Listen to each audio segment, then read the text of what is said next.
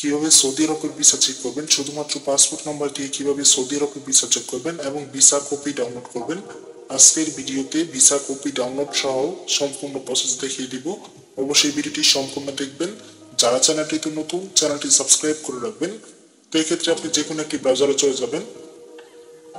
তো ব্রাউজারে গিয়ে সার্চ করবেন সৌদি ভিসা চেক। তো এই কাজটাকে তো আপনার হাতে থাকা স্মার্টফোন দিয়েও কিন্তু করে নিতে পারবেন। তো এটা লিখে সার্চ করার সাথে সাথে এরকম একটি পেজ আসবে। তো এখানে আপনার দ্বিতীয় নম্বর যে অপশনটা আছে visa.mofa.gov.sa, এই ওয়েবসাইটে ক্লিক করবেন। তো ওয়েবসাইটের লিঙ্কটা আমি আমার ডেসক্রিপশন বক্সে দিয়ে দেবো, সেখান থেকে আপনারা দেখে নিতে পারবেন।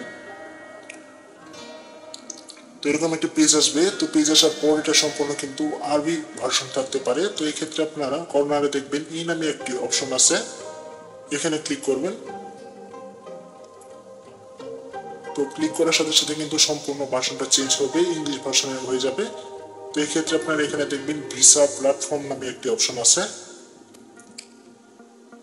ভিসা প্ল্যাটফর্ম নামে অপশনটিতে ক্লিক করার সাথে সাথে এরকম একটি পেজ আসবে। তো এখান থেকে চাইলেই আপনারা ভিসা কপিটা ডাউনলোড করে নিতে পারবেন। যেহেতু আপনার শুধুমাত্র পাসপোর্ট নাম্বার আছে, আগে আপনাদের অ্যাপ্লিকেশন কপিটা ডাউনলোড করে নিতে হবে পাসপোর্ট নাম্বার দিয়ে। তো এক্ষেত্রে আপনাদের সার্ভিস ফর সিটিজেন্স অ্যান্ড রিসাইডেন্টস নামে যে অপশনটি আছে এখানে ক্লিক করবেন। তো এখানে ক্লিক করার সাথে সাথে এরকম একটি পেজ আসবে। তো এখানে দেখবেন সার্ভিস, সার্চিং ফর সার্ভিস, এখানে আপনারা FIND লিখে সার্চ করবেন। সার্চ করার পর এরকম একটি পেজ আসবে ফাইন্ড অ্যাপ্লিক্যান্ট ডাটা।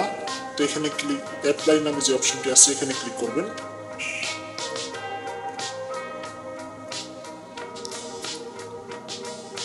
তো এটা ক্লিক করার সাথে সাথে এরকম একটি পেজ আসবে। তো এখানে আপনার কাঙ্ক্ষিত পাসপোর্ট নাম্বারটি দিয়ে দিবেন।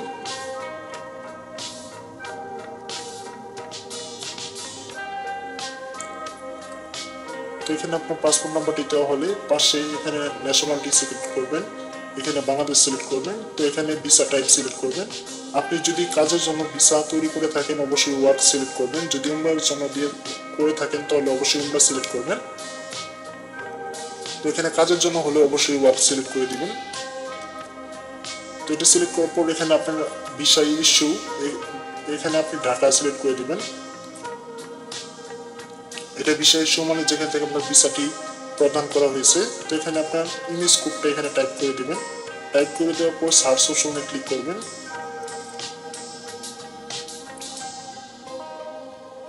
তো সার্চ অপশনে ক্লিক করার সাথে সাথে আপনার ভিসা অ্যাপ্লিকেশন যে কপিটা আছে সেটা কিন্তু শো করবে এখানে।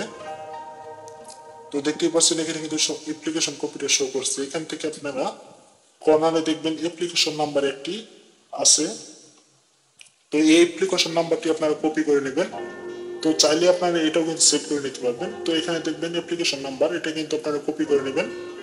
তো এটা দিয়ে এবং পাসপোর্ট নাম্বার দিয়ে ভিসা কপিটা ডাউনলোড করা যাবে। তো এই ক্ষেত্রে আপনি ব্যাগে চলে আসবেন। আবার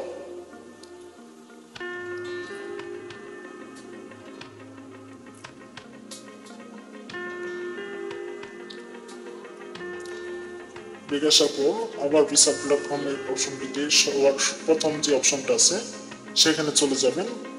চলে যাওয়ার পর এখানে ভিসা অ্যাপ্লিকেশন নাম্বারটায় যে অপশনটা আছে এখানে সিলেক্ট করার পর যেটা অ্যাপ্লিকেশন নাম্বার কপি করা হলো সেটা পেস্ট করে দিবেন এবং আপনার পাসপোর্ট নাম্বারটি এখানে দিয়ে দিবেন। পাসপোর্ট নাম্বারটি দেওয়া হলে এখানে আপনার ক্যাপচাটি পূরণ করে দিবেন। তারপর সার্চ অপশনে ক্লিক করবেন। সার্চ অপশনে ক্লিক করার সাথে সাথে আপনার যে ভিসা কপিটা আছে সেটা কিন্তু শো করবে। দেখতেই পাচ্ছেন ভিসা কপিটা কিন্তু অলরেডি শো করছে। তো এটাই হলো আপনার মূল ভিসা, যেটা ভিসা। তো এটা যদি অনলাইনে না থাকে অবশ্যই বুঝে নেবেন আপনার ভিসা তৈরি হয় নাই। তো এটা যেহেতু অনলাইনে আছে তো অবশ্যই বুঝে নেবেন যে আপনার ভিসাটি তৈরি হয়ে গেছে এবং ভিসাটি অরিজিনাল।